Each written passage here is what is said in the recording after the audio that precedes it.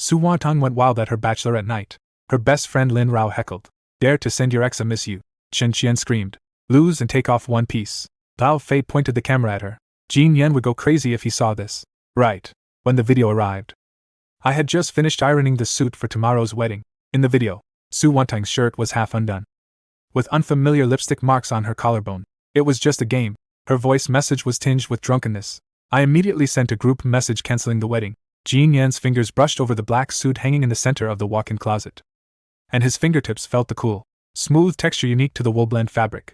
Tomorrow would be his wedding to Su Wantong. The air still seemed to hold the faint fragrance of the lilies delivered that afternoon, mixed with the leather scent of the new furniture. Everything was as perfect as a carefully arranged dream. The phone screen lit up silently by the edge of the ironing board, vibrating in bursts and buzzing like a sudden, ill-intentioned bee that had broken into the quiet. He glanced at it. It was the group name of Su Wantong's little circle of best friends, Tang Tang Queen's pre-wedding night bash, followed by a string of exaggerated pink hearts and champagne emojis. A faint curve tugged at the corner of Jin Yan's lips. Wantong was probably being kept busy by their antics. He put down the steam iron, picked up the phone, and prepared to see what sort of prank they were up to this time. The instant his fingertips swiped across the screen, a cold, rusted iron chill shot up his spine without warning, freezing every limb and bone in an instant. Not text, not voice. It was a video, in the auto-playing footage. The lighting was hazy and ambiguous, and the music was deafening. The camera shook as it first caught Lin Rao's heavily made-up face, flushed with excitement. In her hand she held a liquor bottle that was more than half empty, and she was screaming into the camera. You chicken out. Su Wantong, you'll be in the grave tomorrow. Damn it. If you don't go crazy tonight, when the hell will you?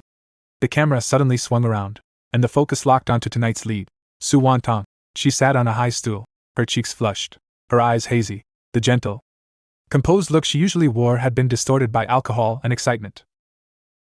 The off-white silk shirt that Jin Yan had personally chosen for her was wrinkled now, and the top 3 buttons were all undone, exposing a large expanse of fair skin and her delicate collarbones. And right in the hollow of those clearly defined collarbones, a glaring, intact, bright red lipstick mark, like an ugly brand, slammed fiercely into Jin Yan's eyes. Wantong, truth or dare, pick one. Chen Qian's shrill voice nearly pierced through the phone's speaker. She was squeezed up against Su Wantong's side, her face equally wild with excitement. Su Wantong giggled, her body swaying slightly, carrying a languidness that Jin Yan had never seen before. Almost wanton, she lifted a finger painted with bright red nail polish and casually pointed at the opening of the empty wine bottle still spinning on the table. Dare. Dare. She dragged out the words, her voice sticky and slurred with heavy intoxication. Good. Lin Rao slammed the table hard, making the wine glasses on it jingle. She leaned in close to Su Wantong, her eyes flashing with malice, and raised her voice even higher, drowning out the noisy background. Bold enough. Send a message to that aiming in your phone. Just send. Brother Ming. After being apart for so long, I still miss you. Now. Right now. Send it. Aiming. Ji Yan's pupils suddenly contracted. He had seen this name before, in an inconspicuous corner of Su Wantong's phone contacts. A simple note, but deliberately pinned to the top with an A. He had asked once, and she had casually said it was an old classmate she hadn't contacted in a long time. At this moment, this deliberately hidden name was like a poisoned needle, stabbing fiercely into his heart. The camera was shoved so close to Su Wantong's face that it practically filled the frame. Zhao Fei's excited voice sounded off camera. Send it. Send it. If Jian sees this. Ha! I can't even imagine how perfect that will look. She held up her phone, the screen's glow reflecting her twisted smile. Su Wantong giggled, without the slightest hesitation, even with a kind of drunken, allure-nothing madness. She really took out her phone and clumsily poked at the screen with her fingers. A few seconds later, she lifted her head and shook the phone screen toward the camera, clearly showing the sent successfully page and the line, Brother Ming, after being apart for so long, I still miss you. Oh. The private room instantly erupted into deafening screams, whistles, and pounding on the table, as if they had accomplished some unbelievably great feat. Take it off. Take it off. Take it off. Chen Qian suddenly jumped up, pointing at the open collar of Su Wantong's shirt and shrieking as she egged her on. If you lose, you have to accept the punishment. Take off one piece, the one underneath. Hurry. Right. Take it off. A bet is a bet. Lin Rao also joined in, clapping and screaming, her eyes like hooks tempered in fire.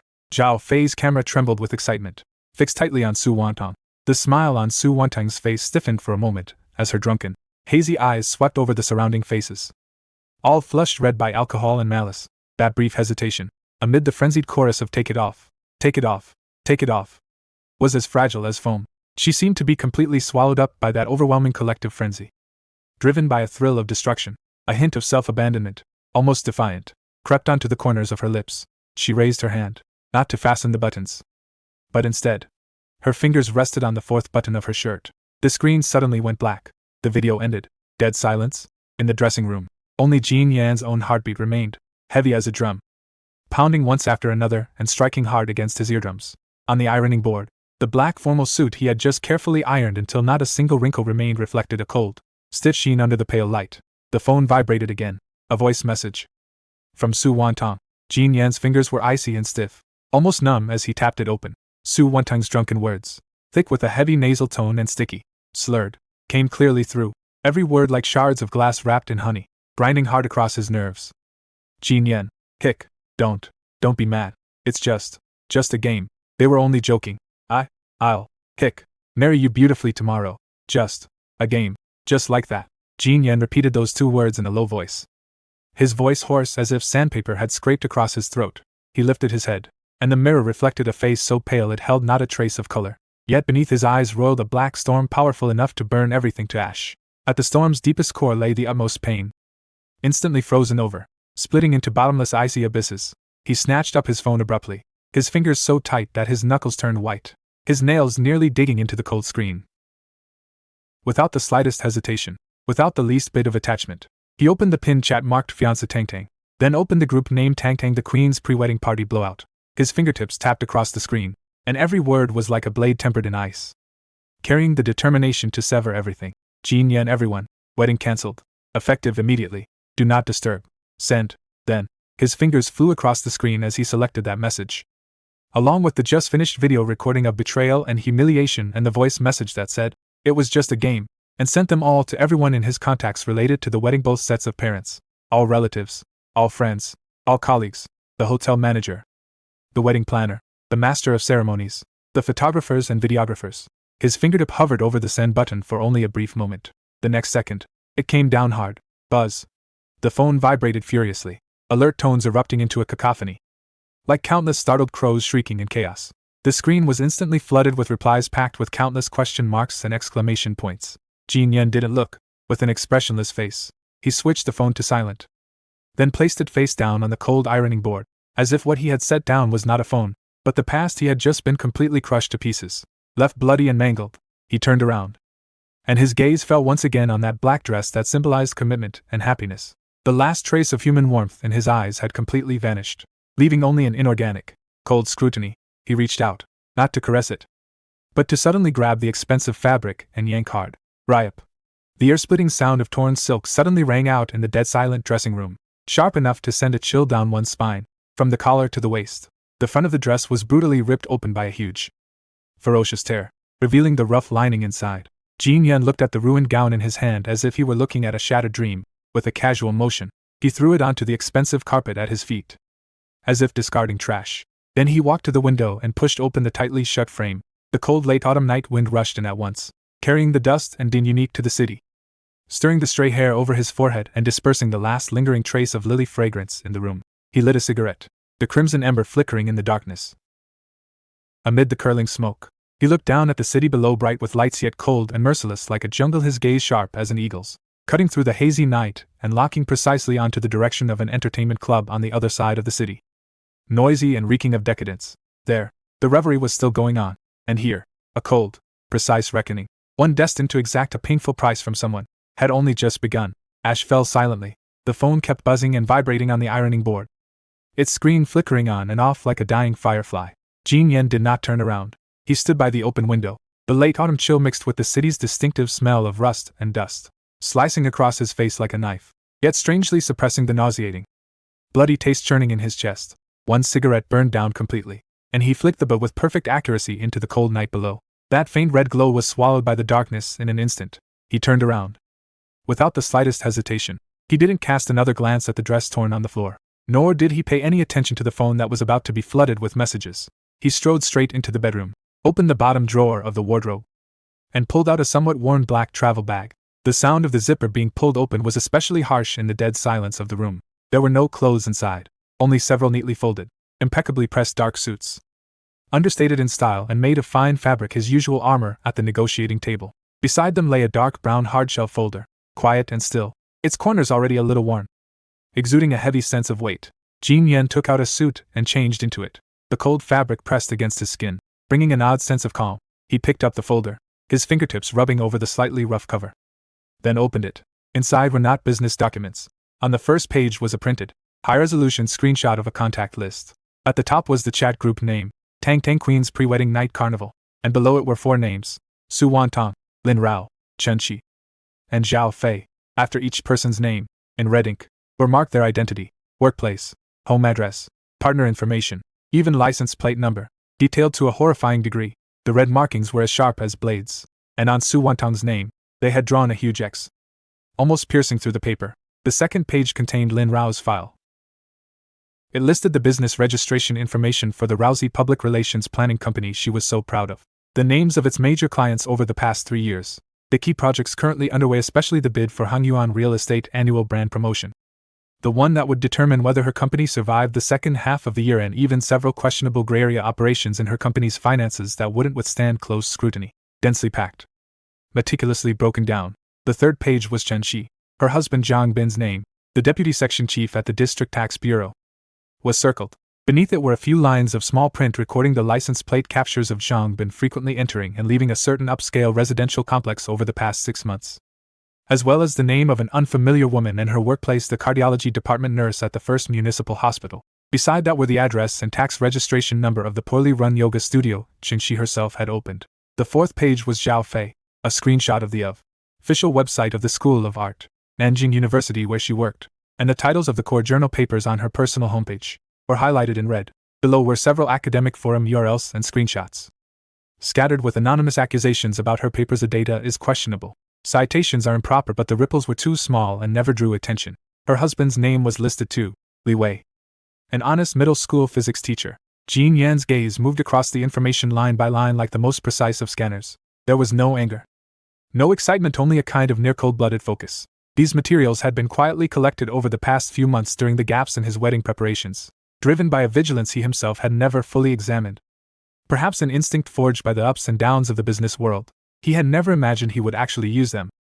Just as no one would expect the self-defense weapon they had carefully prepared to end up striking those closest to them. Now it seemed that this instinct to prepare for the worst had become the only lifeline he could grasp at this moment. He closed the folder, producing a faint pap sound. Then he picked up his phone, ignoring the hundreds of unread messages and dozens of missed calls, most of them from his parents and Su Wantong's parents, mixed with a few frantic calls from Su Wantong herself, and with quick motions of his fingers across the screen.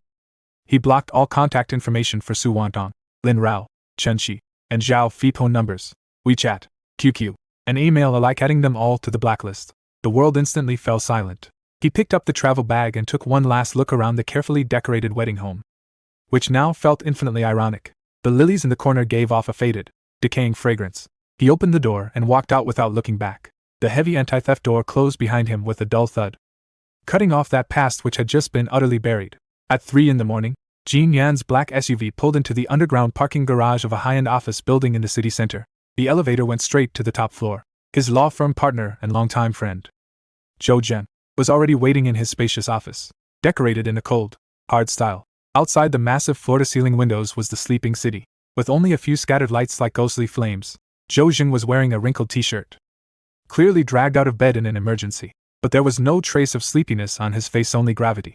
He watched as Jin Yan walked in, placed the black duffel bag on the expensive mahogany desk, then took out the dark brown folder from inside and pushed it toward him. "Old Zhou," Jin Yan said in a calm voice without the slightest ripple, yet with a metallic chill. "Help me do 2 things. Zhou Zhen opened the folder and only glanced through a few pages before his brows locked tightly together, and his expression grew darker by the second. He looked up at Jin Yan's bloodless face and those bottomless eyes, now left with only icy coldness, and instantly understood something. He didn't ask the pointless question. "What happened? You speak." Zhou Zheng's voice also sank, carrying the composure of a professional lawyer. "First," Jin Yan's fingertip tapped the information column behind Su Wantong's name on the folder.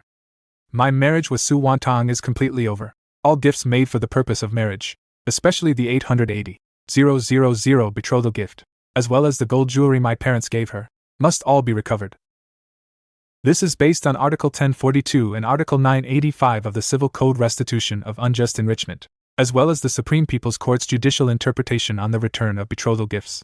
The evidence chain." He paused, then took a USB drive from the inner pocket of his suit and gently placed it on the folder. Contains bank transfer records, invoices for the gold jewelry, and evidence of the direct reason the wedding was called off. Zhou Jing picked up the USB drive and asked no further questions. Only nodding. Understood. I'll draft the litigation strategy as soon as possible, and simultaneously file an application for pre-litigation property preservation to prevent her from transferring assets. The real estate and bank accounts under her name won't be able to get away. Second. Jin Yan's fingertip moved away and landed on the files for Lin Rao, Chen Qi, and Zhao Fei, his gaze sharp as a blade. These three. I want them to pay the price. The price must match last night's game, lawful and compliant, with no future trouble. Zhou Zheng's gaze swept over those 3 pages, especially Lin Rao's company's gray operations and Qin Qi's husband Zhang Bin's special records. After pondering for a moment, he said, Lin Rao's company. Tax evasion and commercial bribery are the entry points. Handle it properly, and it would be enough to force her into bankruptcy liquidation, even land her in jail for a few years. Chen Qi, if Zhang Bin's little leverage is handed over, it'll be enough to skin him alive. The tax issues at Chen Qi's yoga studio are also a ready-made target. Zhao Fei's academic stain once the waters are muddied and the evidence is thrown into the light. That associate professor position of hers will absolutely be impossible to keep. A ruined reputation would be the least of it. He looked at Jin Yan. How far? Maximum. Jin Yan's voice was sharp and decisive, without a trace of warmth. I want them to fall from the clouds into the mud, the kind they can never climb back out of. Zhou Xing took a deep breath and closed the folder. Leave it to me. I'll handle it in the cleanest, sharpest way possible. He paused, then looked at Jin Yan. And you? What about yourself? Jin Yan walked to the huge floor-to-ceiling window, standing with his back to Zhou Xing as he looked at the faint line of pale dawn beginning to spread along the edge of the city outside. The weak light of daybreak outlined his tall, straight figure, yet his back seemed exceptionally cold and lonely. He tugged at the corner of his mouth, the curve cold and sharp, devoid of any smile. I'm fine, more clear-headed than ever. Now. The game begins. Su Wanton was jolted awake by the violent headache of a hangover and the incessant vibration of her phone. Her consciousness felt as though it were sunk in a turbid swamp. Every struggle brought a wave of nausea. She forced open her swollen, aching eyes.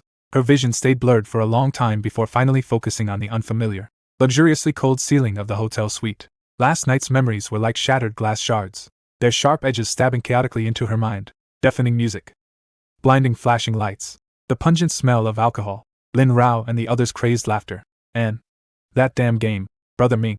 After being apart for so long, I still miss you. And also, the shirt buttons. A wave of icy fear instantly seized her heart, making her jolt upright from the bed. The dizziness of her hangover made her vision go dark, and she almost fell over. My phone. My phone, she screamed hoarsely. Frantically groping through the messy bedding, she finally found her phone. The screen was crammed full of countless messages and missed call notifications. At the very top was Jin Yan's name. She opened it with trembling fingers. There was only one message, lying there all alone. Sent at 2:17 Jin Yan everyone. Wedding cancelled. Effective immediately. Do not disturb. Below it, right after, was a video file and a voice message she had sent herself. Su Wantang's breathing stopped abruptly, as if her blood had frozen in an instant. She didn't dare open that video. Just looking at the thumbnail, her open collar, and the glaring red marks on her collarbone was enough to make her feel ice cold all over, as if she had fallen into an icy abyss. Even more, she didn't dare listen to that voice message. The words "it's just a game" now seemed so foolish in retrospect that she wanted to strangle herself. No. Impossible, she murmured to herself, her fingers trembling so badly that she could hardly hold the phone as she frantically dialed Jin Yan's number. Sorry, the number you dialed is temporarily unavailable. The cold electronic female voice repeated over and over, like a dull knife cutting into flesh. WeChat voice call. A bright red exclamation mark. Message sent. Another equally bright red exclamation mark. She had been blocked. Completely. Resolutely. A wave of immense panic flooded her like a tsunami. She couldn't care less about her splitting headache, nor about the fact that she was only wearing a wrinkled shirt and underwear. She stumbled out of the bedroom, barefoot against the cold marble floor. The living room was a complete mess. The traces of last night's wild partying shocking at a glance. Empty bottles lay scattered everywhere. A fruit platter had been knocked to the floor, and Lin Rao's sequin jacket was still tossed on the sofa. Lin Rao, Chen Qi, and Zhao Fei were sprawled haphazardly across the sofa and carpet, also awakened by the ringing phones, rubbing their eyes with blank, impatient expressions. Too noisy, Lin Rao muttered, groping for her phone. She glanced at it, and instantly froze as well. All sleep gone. Qin Qian and Zhao Fei also successively saw the information storm on their phones, and their faces turned deathly pale in an instant. The wedding, cancelled. Qin Qian's voice trembled in disbelief. She looked toward the door at Su Wantong, whose face was ashen and who seemed on the verge of collapse. Wantong, this. Jin Yan he knows. Su Wantong screamed in complete breakdown, tears pouring out and mixing with her ruined makeup, carving miserable streaks across her face. He knows everything. The video. The voice messages.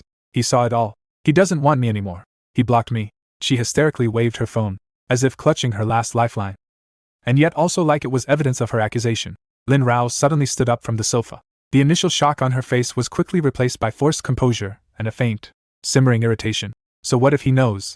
Isn't it just a game? Is it really that serious? Such a big man with such a petty mind. Wantong, don't panic, I'll go explain it to him. It's no big deal. As she spoke, she reached for her bag, as if she were about to go fight a battle she was sure to win. Explain. Su Wantong looked at Lin Rao as if she were a. Her voice so shrill it cracked. Explain what? Explain how I sent those kinds of messages to another man the night before my wedding. Explain how I almost took off my clothes while you all were egging me on. Lin Rao, it's all because of you. Because of all of you. You ruined me. All her fear and despair found an outlet at that moment, hissing toward Lin Rao like venom. Lin Rao was stunned by the shouting, then immediately flared up as well. Su Wantong, can you be reasonable? You agreed to play the game yourself. You sent the message yourself. You unbuttoned your own clothes yourself. Did we force you? Did we hold a knife to your neck? You can't handle it yourself. And now that something's happened, you're blaming everyone else. Jin Yan dumped you, that's what you deserve. You. Su Wantong trembled all over with rage and rushed forward, trying to claw at Lin Rao. Enough. Zhao Fei screamed, trying to separate the two of them, her voice choked with tears. Stop arguing. What's the point of arguing now? Jin Yan posted the video and the audio in the group chat. My parents, my husband, my co-workers, they all saw it. They're all asking me what happened. I've been utterly humiliated. Looking at the messages constantly popping up on her phone from family members and co-workers demanding answers, she felt as if the sky had fallen. Qin Qian, meanwhile, stared fixedly at the 3 icy words her husband Zhang Bin had sent her on her phone. Go home. We'll talk. Her legs gave way, and she collapsed onto the carpet, her face strained of color. She knew that her husband, who valued his career more than his own life, would never let this go after seeing that kind of video, seeing his wife's disgraceful behavior in it. Her good days were over. Inside the suite, deathly silence replaced the shouting. The 4 women, who had only the night before been immersed in the wild joy of a farewell to singlehood, had now been brutally thrown to the ground by overwhelming fear and cold reality. The air was thick with the sour stench of alcohol, the powdery smell of smudged makeup, and a suffocating aura known as regret. Su Wantong slid down the cold wall to the floor, tightly wrapping her arms around her knees and burying her face deeply in them. Her shoulders shook violently as muffled, hopeless sobs escaped her. The carefully prepared wedding was gone. The fiancé she loved deeply was gone. And she had been utterly humiliated in front of everyone. Her world collapsed completely before her eyes, leaving only endless darkness and cold. And this collapse was only the beginning. The day after the wedding was called off, Jin Yan's world completely switched to another channel. There was no hysteria, no drowning his sorrows in alcohol, only an almost mechanical, cold, and highly efficient rhythm.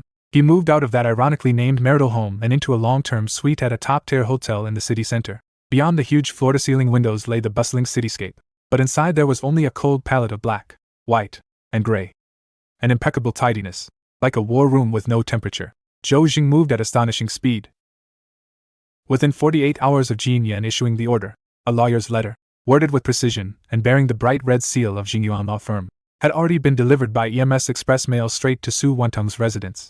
At that time, Su Wantong was curled up on the sofa in her parents' living room, her eyes swollen like walnuts, the whole of her looking haggard and worn down to the bone. Su's mother sighed endlessly at her side, while Su's father wore a sullen face and smoked cigarette after cigarette. The oppressive atmosphere in the house was stifling. The doorbell rang. Su's mother went to answer it and took the heavy manila envelope. Who is it? Su's father asked irritably. A lawyer's letter. For Tang Tang. Su's mother's voice trembled as she handed over the envelope. Su Wantong jerked her hand back as if burned, staring in horror at the envelope as though it contained a venomous snake. Father Su snatched it away, violently tore open the seal, and pulled out the documents inside. Black words on white paper, cold and clear, in view of the fact that the client, Mr. Jin Yan, and Ms.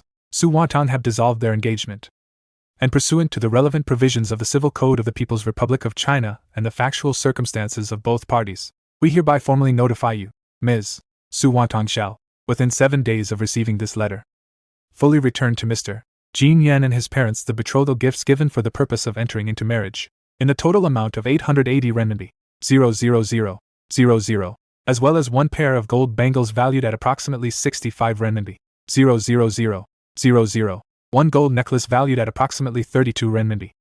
00000. One pair of gold earrings valued at approximately 18 renminbi. 00000. Should the above not be returned by the deadline, our firm will file a lawsuit with the People's Court in accordance with the law and apply for pre-litigation property preservation. The words pre-litigation property preservation slammed into the hearts of the Su family of three like a heavy hammer. This meant that if Su Wantong did not repay the money, the house, car, and savings under her name could be frozen by the court at any time. How could he do this? Su Wantong cried out in anguish, trembling all over from the overwhelming humiliation and fear. All for that little bit of money, for those things. Is he trying to force me to death? Just a little money. That was over 1 million. Su's father slammed the lawyer's letter hard onto the coffee table in rage, making the glass cup jingle. And you still have the nerve to cry. Look at the mess you've made. You've completely disgraced the Su family. Now they've come with evidence to demand money. That's only natural. Where do you expect us, the old couple, to put our faces? He pointed at Su Wantong, his finger trembling. Dad. I'm your daughter. Su Wantong cried in despair. It was Lin Rao and the others. Don't drag anyone else into this. Su's father cut her off brutally. A fly doesn't bite a seamless egg. Did you not use your brain? Just because others were cheering you on, you took off your clothes. What's the point of saying this now? Pay it back. Figure out a way to pay it back right now. Are you really going to wait until the court comes to seal up the house? Su Mu looked at her daughter's deathly pale face, heartbroken yet helpless, and could only wipe away her tears as well. Old Su, say a little less. Tang Tang is already suffering enough. But this money, where are we supposed to get it from? Looking at her parents arguing in despair, and at that cold lawyer's letter, Su Wantong felt as though the entire world was pressing in on her, suffocating her. Jin Yan's retaliation had come so fast, so ruthlessly, striking precisely at the one vulnerable point she could least bear, having her face trampled and losing everything. At the same time, 3 other silent hunts were also quietly unfolding in different corners of the city, in even more hidden, more deadly ways. Lin Rao's collapse. In the conference room of Rousey PR Planning Company, the atmosphere was as heavy as the stillness before a storm.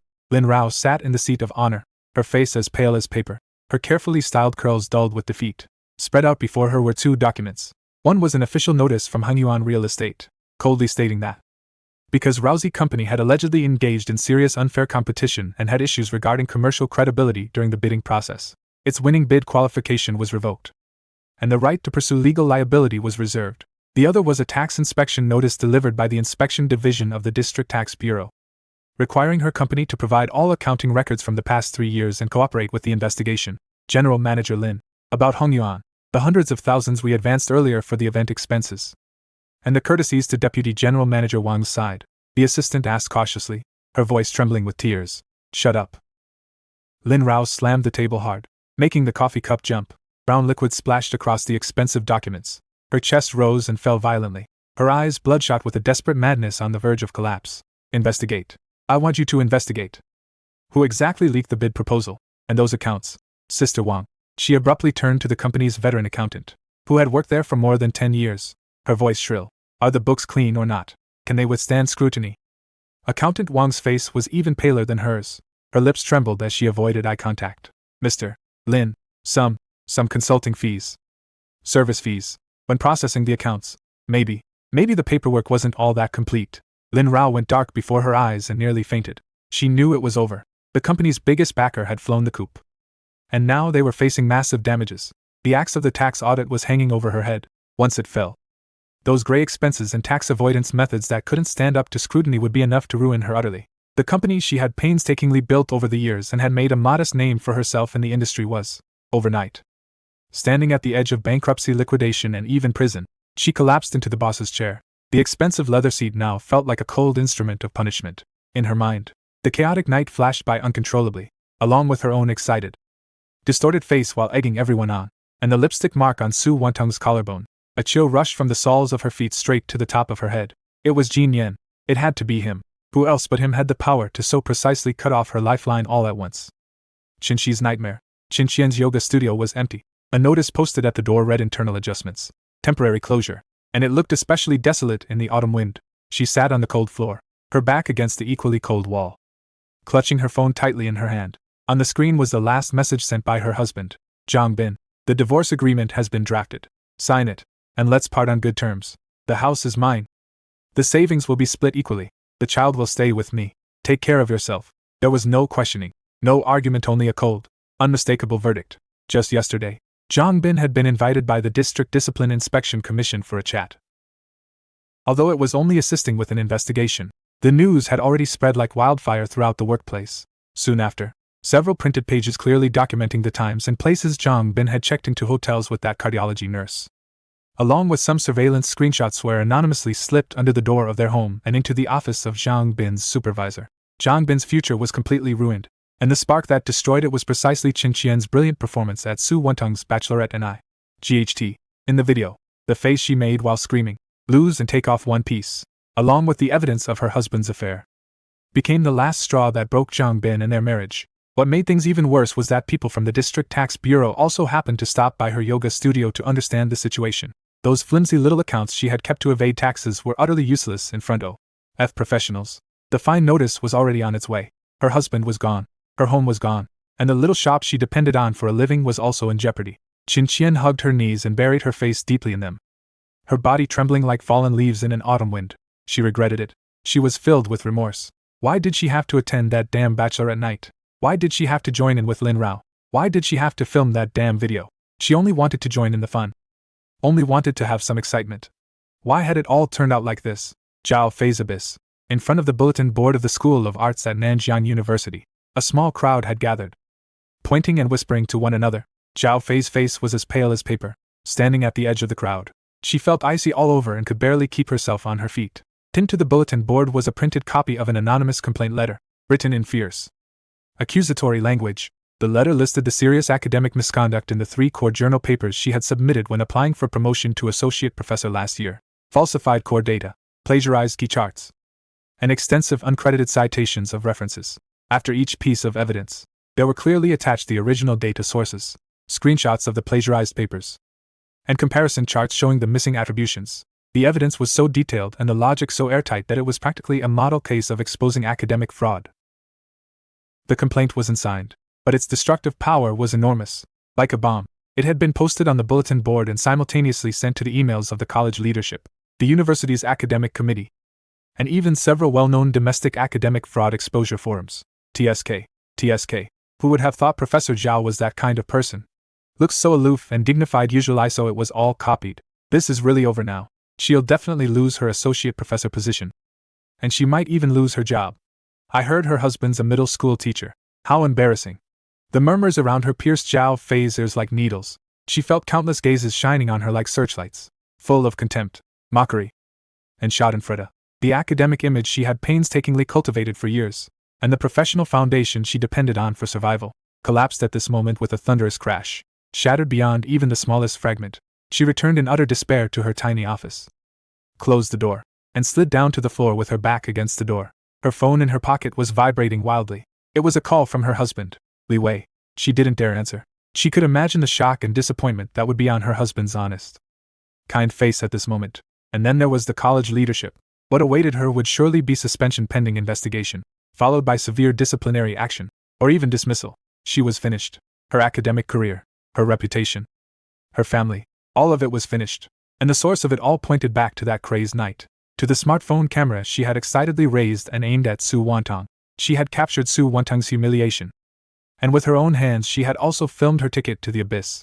Jin Yan's revenge was like a precision weapon with a preset program, striking every target with pinpoint accuracy. There was no physical violence, no filthy language, only cold legal rules and stark real-world interests, transformed into the sharpest blades, silently slicing open the glossy surface of their lives and exposing the rotten, fragile decay within. The hunt has only just entered its climax. The cold wind of late autumn swirled fallen leaves outside the gleaming glass curtain wall of Jingyuan Law Firm. The indoor heating was on full blast, yet it could not dispel the chill and despair that filled the reception room. Su Wantong sat on the spacious leather sofa, her hands tightly clasped together on her knees, knuckles turning white from the force. She had lost a lot of weight.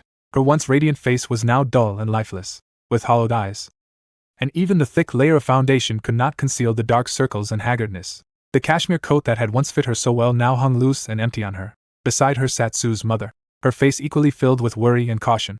Seated across from them was Zhou Jing, dressed in a suit and tie, his expression stern. Several documents were spread out before him, and beside his hand sat a steaming cup of coffee, his posture professional and detached.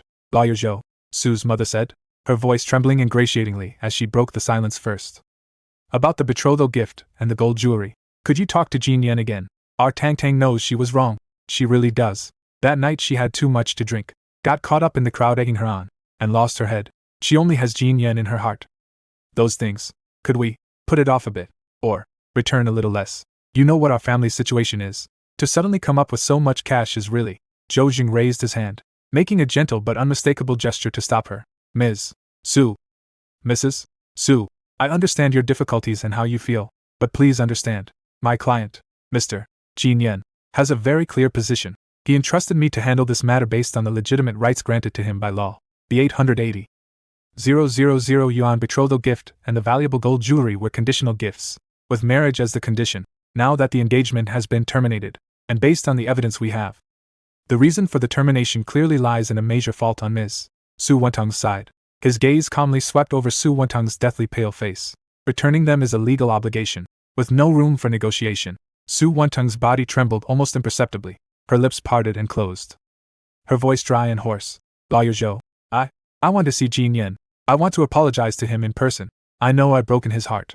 Please, help me tell him. Let me see him. Just once. Just once. Tears welled in her eyes. Carrying a humble plea, Zhou Jing sighed slightly. His tone still steady. Miss Su, I'm sorry, Mr. Jean has made it clear that he does not want to see you. He has entrusted me to handle this matter entirely, so please respect his decision.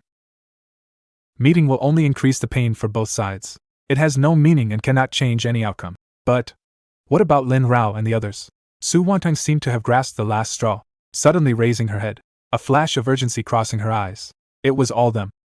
It was Lin Rao who forced me to play that game. It was Qin Shi who egged me on to take off my clothes. It was Zhao Fei who filmed the video. They're the ones who ruined me.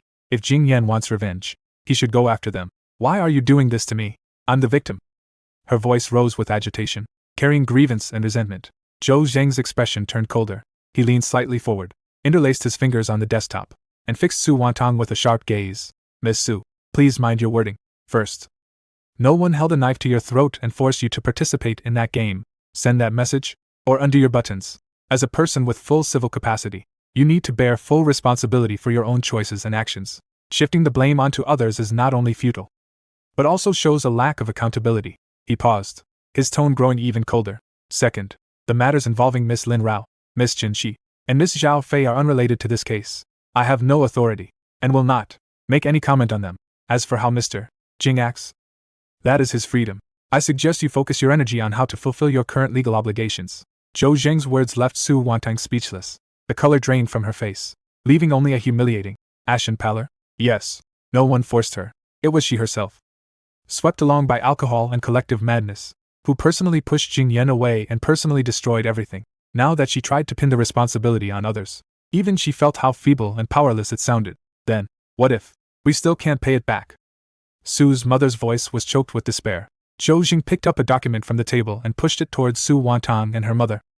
This is a copy of the complaint and a draft of the application for property preservation. If Miss Su fails to fulfill her obligation to return the funds within the 7-day period specified in the lawyer's letter, we will file a lawsuit in court according to law. At the same time, we will apply to freeze the property in Miss Su's name in Maple Grove Manor, the deposits in her bank accounts, and the vehicle under your name. The court will assess and auction them in accordance with the law to satisfy the debt. His voice showed no fluctuation at all, as if he were merely stating an impending, cold legal procedure. No, you can't auction the house. Su Wantong screamed out loud. It was the home her parents had nearly emptied their savings to buy for her, her last refuge. I'll pay it back. I'll pay it back. Lawyer Zhou, please, give me a little more time. I'll go borrow money. I'll sell things. I will definitely pay it back. Don't touch my house. Her words were a jumble, and at last her tears broke free. Pouring down in torrents, Zhou Zheng looked at her collapsing in anguish, and a trace of something complex flashed in his eyes. But it was quickly covered by professional calm.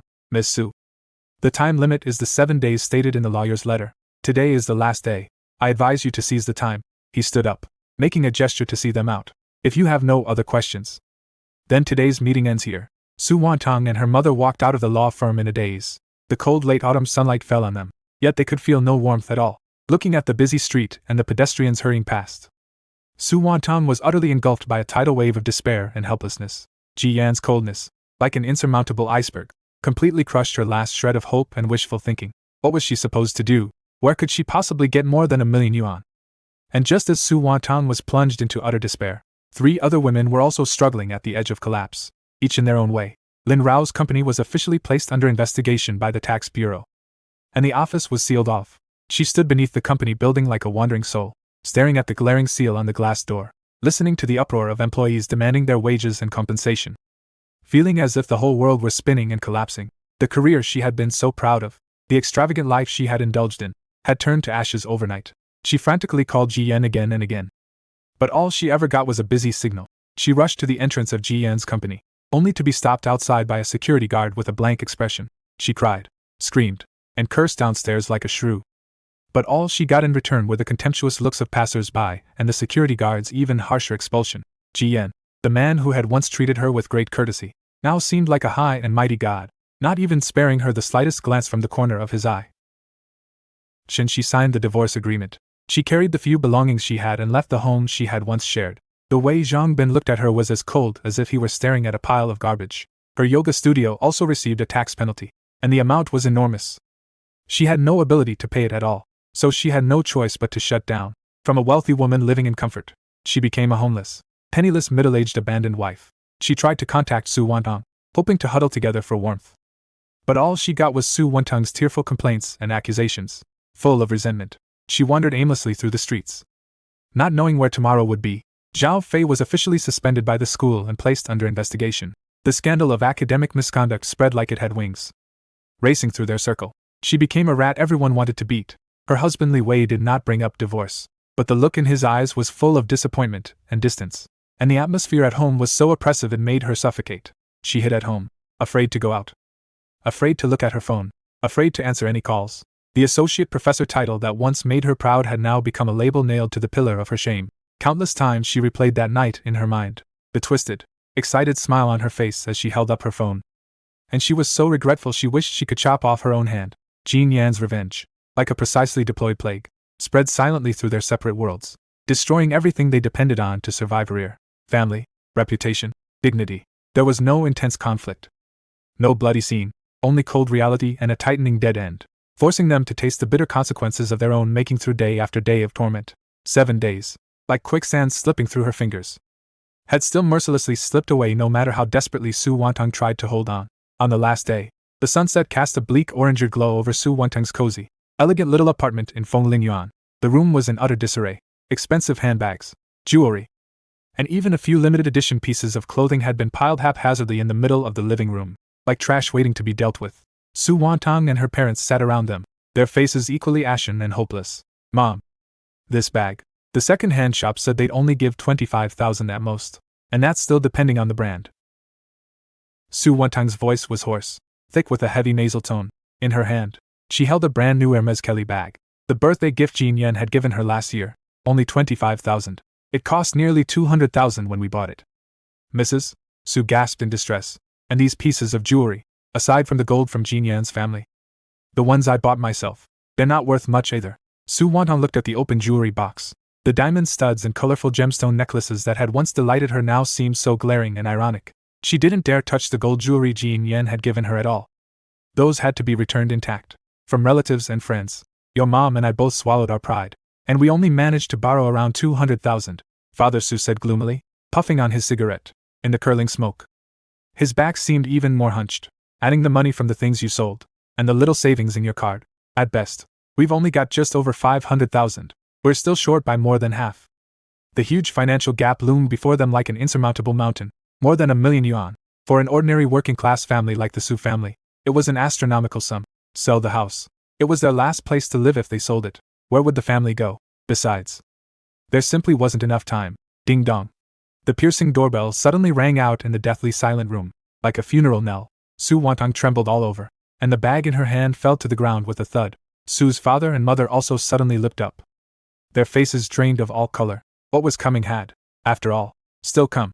Outside the door stood 2 court staff members in official uniforms, their expressions stern and businesslike. "Miss Su Wantong. We are from the Enforcement Division of the People's Court of Nanjing District. This is the enforcement notice and the inventory of property seizure detention." The staff member in front handed the 2 documents, both stamped with bright red seals. "To the bloodless Su Wantong, according to the civil ruling in case No. XXXX Nan Min Chu XXXX.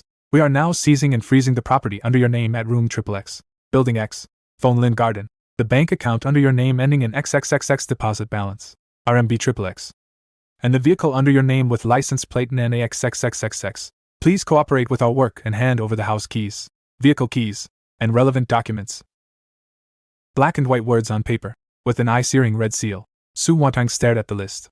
At the house that was her shelter and livelihood, her meager savings, and the car she used for transportation all coldly itemized on it. She felt the world spin. And darkness flickered before her eyes. She opened her mouth, wanting to say something, but her throat seemed to be gripped tightly by an invisible hand, leaving her unable to make a sound. The immense fear and despair left her nearly suffocating. Comrade. Can you please make an exception? We're raising money. We really are. Give us a few more days. Just a few days. Sue's mother rushed forward, grabbed the staff member's arm, and pleaded tearfully, Auntie, please calm down. The staff member calmly withdrew his arm. His tone formulaic and unquestionable. We are carrying out official duties in accordance with the law. If you have objections to the enforcement, you may submit an enforcement objection application to the court in accordance with the law. Now, please cooperate with our work and hand over the keys and documents. Father Su slumped into the chair, covering his face with both hands, his shoulders trembling slightly. This man, who had been strong-willed all his life, was now utterly crushed by overwhelming humiliation and helplessness. Seeing her parents' despair and the cold expression on the court staff's face, Su Wantong felt the last bit of strength drained from her body. Like a puppet, she mechanically turned around, took the house keys and car keys from the drawer in the entryway, then rummaged through her bag for the vehicle registration certificate and property deed, and handed them over with trembling hands. The moment the staff took the keys and documents, they signed the checklist, then took out several seal labels stamped with the court's official seal. According to the regulations, you may take away your personal necessities from inside the house. Other items may not be moved or sold during the seizure period. Please inventory your personal belongings as soon as possible. We will post the seals shortly. The staff member's voice remained unchanged, without a trace of emotion, when that glaring white seal, marked with the court's name and the word sealed, was slapped firmly onto the familiar front door of Su Wantong's home, the door that had once been filled with laughter and joy. Su Wantong finally could no longer hold on. Her body went weak, and she slid down the cold wall to the floor, bursting into tears. Home was gone. Her last safe haven had been sealed shut by Jin Yen himself, in the coldest and most lawful way possible, and her nightmare was far from over. This was only a cold milestone on the path Jin Yen had set for her, a path leading to utter ruin. The sealed front door of the house, like a huge, icy full stop, announced the end of Su Wantong's stable life. Like a bird whose feathers had been plucked bare, she huddled in embarrassment in her parents' small, old, run-down house. The air was thick with the smell of camphor balls and aged furniture. Worlds apart from the refined comfort of Feng Ling Yuan, Jin Yan's cold-bloodedness, like a maggot gnawing at the bone, was constantly eating away at her. She didn't dare go out, afraid of running into people she knew, afraid of seeing those looks that were either sympathetic, contemptuous, or gleeful. Her phone became a hot potato. Apart from debt collectors' calls and messages, it was non-stop bombardment from Lin Rao, Chen Qi, and Zhao Fei in turn. Lin Rao's voice was hoarse and frenzied, and even through the receiver one could feel that destructive air. Su Wantong, you fucking ruined me. That lunatic Jin Yen, he brought my company down. The tax bureau is checking on me every day. I'm done for. I'm fucking going bankrupt. And I'm going to prison too. It's all because of you. Because of that damn bachelorette night of yours. You pay me back. Pay me back for my company. Pay me back for my money. From the other end of the line came the crash of something being smashed and hysterical wailing. Chen Qi's complaints, by contrast, were filled with venom and despair. Wantong, I'm divorced. That bastard Zhongbin didn't give me a single extra cent. My shop is gone too. I have nothing now. Not even a place to live. It's all your fault. You're the one who caused this. If it weren't for that bullshit bachelorette night for you, how would I have? Woo-woo. You ruined my whole life. Zhao Fei's voice was lifeless, numb with the complete crushing of her spirit. Su Wantong, I've been suspended. The investigation results still aren't out yet. But everyone already knows I'm an academic fraud. My husband, he hasn't said anything about divorce, but he hasn't spoken to me for several days. I'm finished. I've ruined my whole life. Are you satisfied? Did you have fun that night? Was it worth using all our futures and families in exchange for one night of your own happiness? These phone calls were like lashes of a whip, mercilessly striking Su Wantong's already scarred heart. She had no strength to refute them, because every word they said was like a needle piercing the most painful wound in her heart. It was she who had dragged them into the water, but had she herself not also been one of those pulled into the abyss? Jin Yan's revenge was all-encompassing. Indiscriminate destruction. The enormous mental pressure was like a heavy grinding mill, crushing her day and night. She began to suffer from sleeplessness night after night. Every time she closed her eyes, she saw that chaotic private room, Jean Yan's cold gaze, the glaring seals of the courthouse, and Lin Rao and the others' venomous faces. She couldn't eat anything, and in just a few days, she had grown even thinner, reduced to skin and bones. Her once bright eyes had turned hollow and lifeless, containing only a thick, unshakable fear, regret, and despair. Tang Tang, have some porridge, Mother Su said, holding a bowl of plain congee as she carefully sat down by the bedside, looking at her daughter's pale, haggard face. Her heart ached so much that tears kept falling. Su Wantang stared blankly at the ceiling, showing no reaction. Tang Tang, don't be like this. Mom's heart breaks seeing you like this. The money's gone, the house is gone, but we can still earn it back. As long as you're safe and sound, that's all that matters, Su's mother advised through sobs. Earn it back. Su Wantang suddenly turned her head, her hollow gaze settling on her mother's face. She forced out a smile uglier than crying. Mom, how am I supposed to earn it back? I lost my job. Jean Yen has already said something. What company would dare hire me? My reputation is ruined. Everyone knows what I did the night before my wedding. I owe more than $1 million in debt. The court froze my accounts, and I can't even buy a bottle of water at the supermarket without cash. How am I supposed to earn it back? Her voice suddenly rose, sharp with the edge of a breakdown. Su's mother was startled by the despair in her daughter's eyes. Even the hand holding the bowl was trembling. Then what do we do? Could it really be that we have to beg Jean Yen? He's so cruel. Trying to ask him.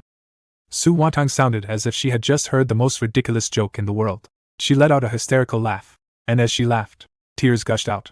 Mom, don't you understand? He wants me dead. He wants to watch me suffer a fate worse than death. He won't even deign to see me. He wants to torture me little by little in this way and completely destroy me. He succeeded. She suddenly buried her head in the quilt, letting out a stifled wail like that of a wounded beast. Watching her daughter in such pain, Su's mother felt as if her heart were being sliced to pieces. Yet there was nothing she could do. She set down the bowl of porridge and gently patted her daughter's violently trembling back, tears streaming down her weathered face. This family had been utterly dragged by that crazed bachelor party into an abyss of no return. Su Wantang sank ever deeper into the swamp of despair. She felt like a trapped beast locked inside a glass jar, with cold barriers on all sides. Jean Yan's pair of emotionless eyes watched her coldly from outside the jar, savoring her struggle and cries of anguish. She had nowhere to run and no strength to resist. The shadow of revenge, like the thickest darkness, swallowed her completely. People's Court of Nanjing District, Civil Trial Division. The huge national emblem hung high above the bench, solemn and imposing. The dark wooden tables and chairs gleamed with a cold, hard sheen. A few people sat sparsely in the gallery, mostly Su Wantang's relatives, their faces tense and worried. On Jean Yan's side, there was only Zhou Jing, in a sharp suit, calm and composed, like a sword freshly drawn from its scabbard. Su Wantang sat in the defendant's seat, wearing an old coat that had faded white from washing. Her hair was simply tied back, revealing a face so pale it seemed drained of all color. She kept her head down, her hands tightly knotted together, her fingernails digging deeply into her palms, her body trembling slightly against her will. Every faint sound in the courtroom made her flinch like a startled rabbit. She dared not look up at the bench, nor did she dare look at the empty seat on the plaintiff's side opposite her. Jean Yen had not come. He was not even willing to attend in person to witness her complete downfall. This utter indifference chilled her to the bone and filled her with despair far more than any face-to-face humiliation ever could. Court is now in session. The presiding judge struck the gavel, his voice ringing out clearly. The Civil Trial Division of the People's Court of Nanjing District will today hear, in accordance with the law, the case in which plaintiff Jean Yen sues defendant Su Wantang over a dispute concerning engagement property. The lengthy, procedural court proceedings began. Identities were verified, rights and obligations were read out, and the plaintiff stated the claims of the lawsuit. Zhou Zheng stood up, his voice steady and forceful, echoing clearly through the solemn courtroom. Your Honor, members of the bench, the plaintiff, Jean Yen, and the defendant, Su Wantang, were formally engaged to be married, and the two parties had scheduled their wedding for XXXX year X month X day. Based on the purpose of entering into marriage, before the wedding the plaintiff and his parents gave the defendant betrothal gifts totaling 880 renminbi, 000, as well as gold jewelry worth a total of 115 renminbi, 000, one pair of bracelets, one necklace, and one pair of earrings. He laid out the facts methodically and presented evidence such as bank transfer records and jewelry store purchase receipts. Each piece of evidence was like a heavy stone, striking Su Wantang's heart. However, on the eve of the wedding, on the night of XXXX year X month X day, the defendant, at her bachelor party, engaged in conduct that seriously violated social ethics and public order and good morals, causing the plaintiff tremendous mental harm due to the involvement of personal privacy and the relatively weak relevance to the core issues of this case. The plaintiff will not elaborate here, but has already submitted copies of the relevant evidence to the court. This conduct directly led the plaintiff to unilaterally announce the cancellation of the engagement in the early hours of the following day. Zhou Jing stopped there. But words like seriously violated social ethics and public order and good morals and tremendous mental harm were like red-hot iron, burning Su Wantong with shame. She could feel the complicated, unreadable gazes from her relatives in the gallery, given that the engagement has been dissolved due to the defendant's fault, pursuant to Articles 1042 and 985 of the Civil Code of the People's Republic of China, as well as Article 5 of the Supreme People's Court's interpretation on the application of the Marriage and Family section of the Civil Code of the People's Republic of China I concerning the return of betrothal gifts. The defendant Su Wantong should return to the plaintiff all property given on the basis of the engagement. It was the defendant's turn to respond. Su Wantong's attorney, a young lawyer found by a relative of the Su family, Lo in Fee, stood up somewhat nervously, trying to make a last-ditch effort. Presiding Judge. Our side admits receiving the funds and items stated by the plaintiff. But the defendant did not maliciously retain them. The two parties dated for many years, and there were also expenses during their cohabitation. Moreover, the dissolution of the engagement caused tremendous physical and mental harm to the defendant, and her current life is difficult. We respectfully ask the court to consider the actual circumstances and, at its discretion, reduce the amount to be returned. His argument was feeble and powerless before the mountain of ironclad evidence produced by Zhou Jing and the tightly reasoned statutes. It was utterly vulnerable. Court investigation, court debate. Every stage was like a long, drawn-out torture for Su Wantong. Zhou Jing's logic was rigorous. Citing authorities and classical precedents, he clearly and thoroughly expounded the legal principles of conditional gift, failure of condition, and unjust enrichment must be returned. On Su Wantong's side, apart from repeatedly emphasizing reasons such as life is difficult and the blow is enormous, which could not shake the legal provisions in the slightest, there was nothing else to rely on. When the presiding judge announced, "Court is now adjourned. The panel will deliberate," Su Wantong nearly collapsed, leaning against the cold chair back, drenched in cold sweat, with waves of darkness swimming before her eyes. She knew the outcome had already been decided. After a brief recess, the presiding judge returned to the bench and struck the gavel. The Civil Trial Division of the People's Court of Nanjing District has concluded the hearing in the case of Plaintiff Jin Yan v. Defendant Su Wantong, a dispute over betrothal property. The judgment is as follows. The entire courtroom was dead silent. You could hear a pin drop. The court holds that the plaintiff, for the purpose of entering into marriage with the defendant, gave the defendant a substantial betrothal gift and valuable gold jewelry. This gift was subject to a resolutory condition, namely that the parties would ultimately conclude the marriage. Now, due to the defendant's improper conduct on the eve of the wedding, the plaintiff terminated the engagement, and the attached condition failed to be fulfilled. The defendant's continued possession of the property lacks a lawful basis and constitutes unjust enrichment, and it shall be returned in accordance with the law. The defendant's arguments regarding expenses incurred during cohabitation and physical and mental harm are without legal basis, and this court does not accept them. In conclusion, pursuant to Article 985 and Article 1042 of the Civil Code of the People's Republic of China, the judgment is as follows. At that moment, Su Wantong's heartbeat stopped. She shut her eyes tightly, waiting for the final verdict. 1. Defendant Su Wantong shall, within 15 days from the date this judgment takes effect, return to the plaintiff Jin Yan the betrothal gift money in the amount of 880 renminbi, 000, 880, 000. 2. Defendant Su Wantong shall, within 15 days from the date this judgment takes effect, return to the plaintiff Jin Yan 1 pair of gold bangles, 1 gold necklace, and 1 pair of gold earrings if the physical items are lost or damaged. Compensation shall be made at the purchase price of 115 renminbi. 000. 3. The case acceptance fee, preservation fee, etc., shall be borne by the defendant Su Wantong. The gavel fell. Thunk. That dull thud, like a funeral bell, exploded in Su Wantong's mind, completely shattering her last shred of hope and support. She had lost so badly that she was utterly defeated and left with nothing but wounds. The law had become the sharpest sword in Jin Yan's hands, carrying out his will with precision and nailing her to the cross of shame and debt. The trial was over.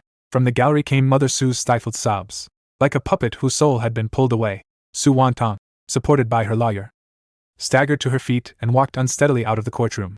Outside, the blinding pale sunlight stabbed at her eyes. She raised her head, and in a daze, it seemed she saw a familiar black SUV parked at the street corner, its windows tightly shut, with what seemed to be a cold gaze inside, piercing through the crowd and the distance to land on her. She jolted violently, nearly losing her balance. Jin Yan.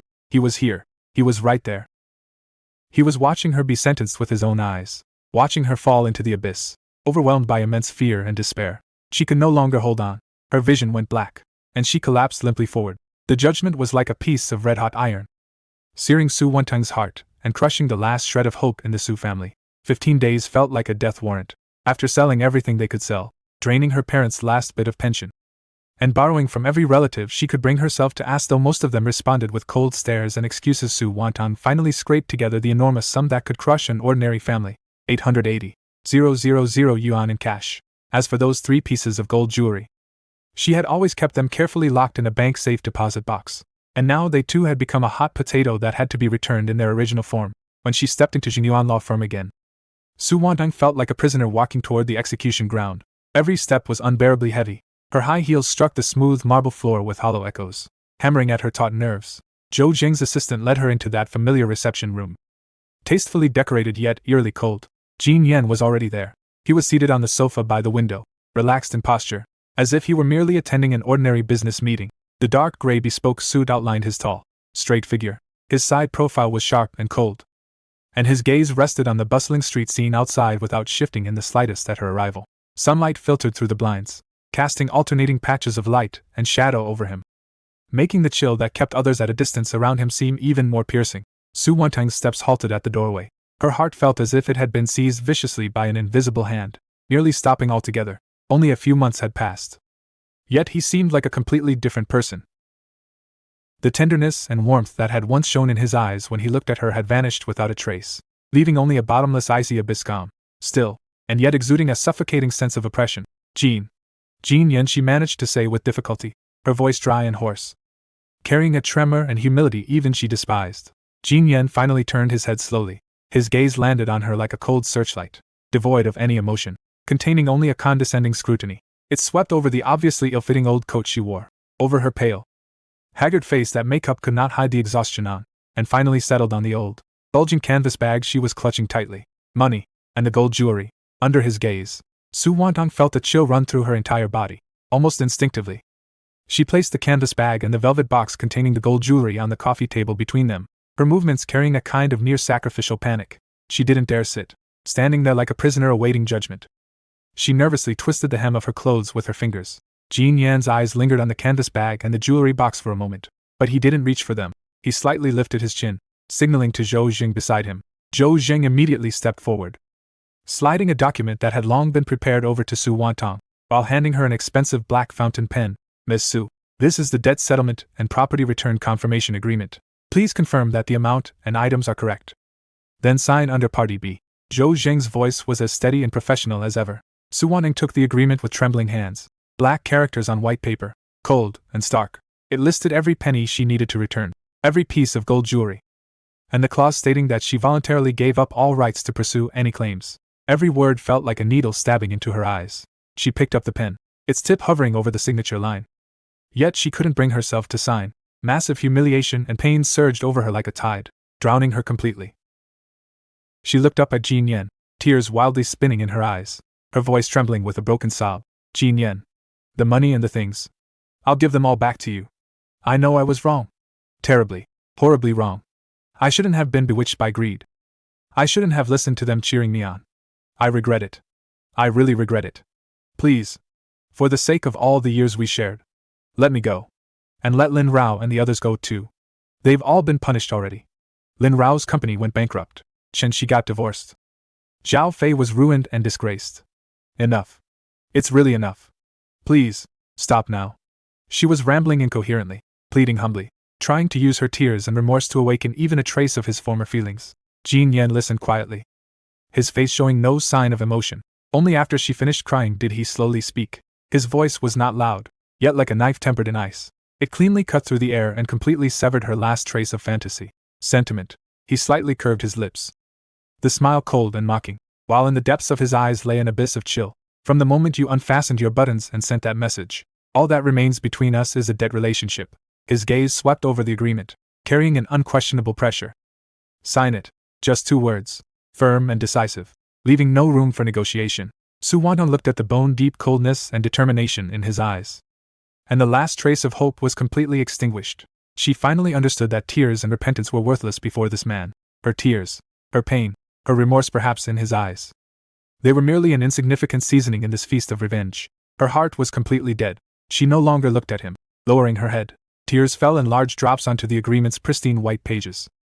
Spreading into a small patch of dark dampness, she bit her lower lip hard and, with all her strength, gripped the heavy fountain pen, and in the signature line for Party B, she forcefully wrote her name stroke by stroke Su Wantong.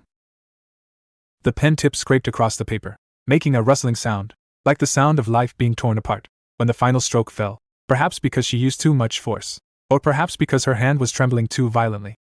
The sharp metal pen nib let out a faint hiss and actually punctured a hole straight through the thick pages of the agreement.